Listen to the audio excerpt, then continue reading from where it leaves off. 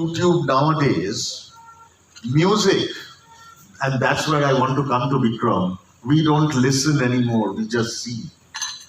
Is that true? Vikram, we have our whole,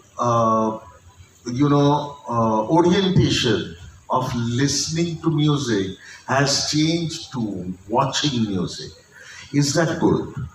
Is it, in one way, creating opportunities of creating individual independent music production? How is music being monetized, and what is the kind of opportunity based on OTT platforms also that can be developed? Thank you, ICC. Thank you, Arindam, for having me here. There is a perception that music doesn't earn anymore. This is a widespread perception, and the perception, ironically, is prevalent mostly amongst the musicians. The musicians are often ruing the fact that এখন তো আর কেউ কেনে না, এখন তো আর CD নেই, আর তো cassette নেই, কি বা কেনে, কোথায় বা মিউজিক যাবে, ইত্যাদি ইত্যাদি ইত্যাদি, and they constantly hope that they'll get a song in a film, which is ironic because songs are being reduced from films also, because movies have to be shorter, there have to be more shows, and the first brand is on the song. But what is outside the ambit of their realization is that there is an extremely robust monetization that has already begun and is already going on. This is like in film with the OTT, in music it's with the streaming. It's the same concept. The OTT is something you watch through streaming, and in music it's something you listen through streaming. So all these companies which are there, streaming platforms, the Indian ones, particularly like Gaana, Saavn, Hungama, then the ones which are Apple, iTunes, there's Spotify, and you have regional, national, international content on each of these platforms. There is a clear-cut monetization that happens here. This monetization is very easily traceable. There's no more piracy. You don't find thousands of CDs of an album being distributed across the world where nobody's getting any money. Every penny is monetized and it is recorded. So I think the irony is that most artists don't know how to do this. First and foremost, try as hard as you can to own your content. If you give away your content for perpetuity to a company or whatever, then you almost don't earn any money. But if you license your content, then you earn money.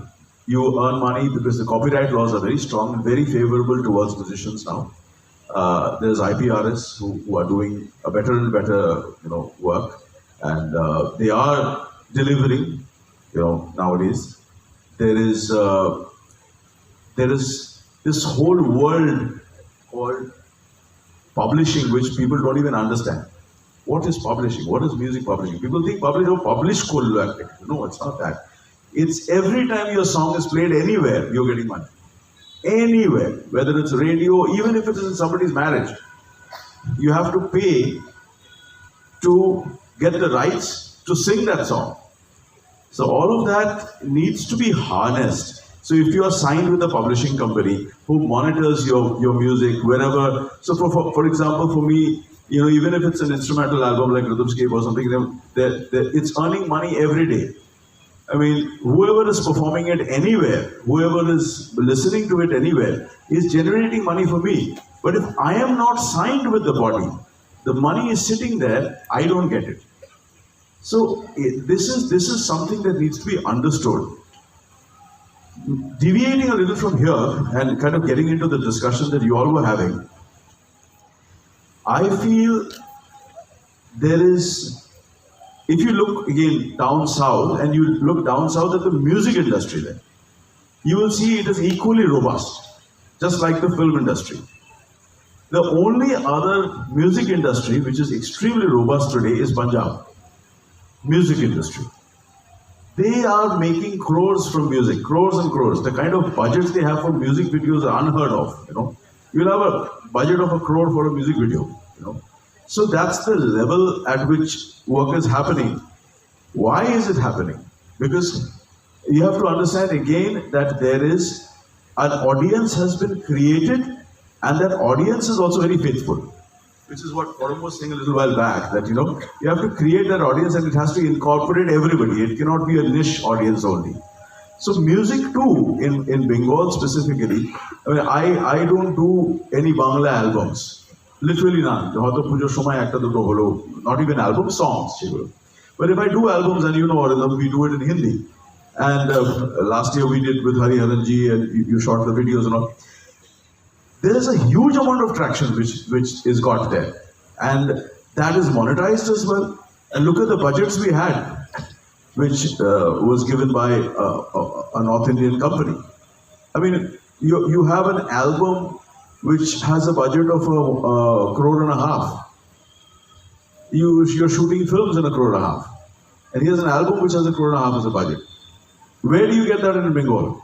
Who's going to give you 1.5 crore to do an album? So now what will happen is, let's look at films.